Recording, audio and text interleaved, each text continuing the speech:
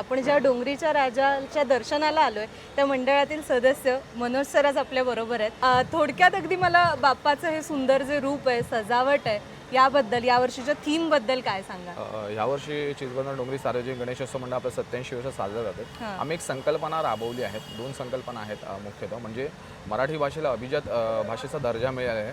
तर आपण बघत असेल आम्ही जास्तीत जास्त प्रयत्न करतोय की मराठी भाषा ही सगळीकडे वापरली जावी.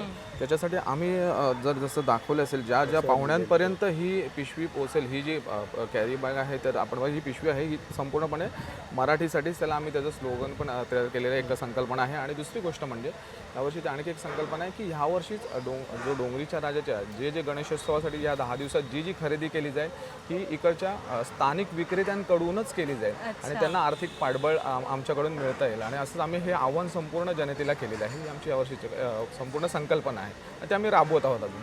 खरोखरच खूप स्तुत्य उपक्रम म्हणजे तुम्ही या पिशवीवरही बघू शकता. लाभले आम्हास भाग्य, बोलतो अभिजात मराठी.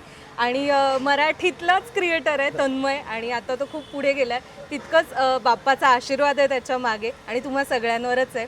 तो आशीर्वादही तसाच कायम राहावा. तुम्ही आम्हाला इथे येण्याची संधी दिलीत त्यासाठी आधी तुमचे आभार. आणि लोकसत्ताच्या या व्यासपीठावरून आपण जे भाविक इथे दर्शनासाठी येतात, मी पुन्हा एकदा अधोरेखित करू इच्छिते की इथे जी काही खरेदी किंवा बाप्पासाठी जे काही तुम्हाला त्यांना द्यायचं असेल ते इथल्या स्थानिक विक्रेत्यांकडून घेऊन इथल्या सगळे जे स्थानिक विक्रेते त्यांना पाठबळ द्या आणि नक्की दर्शनाला या. गणपती बाप्पा मोरया.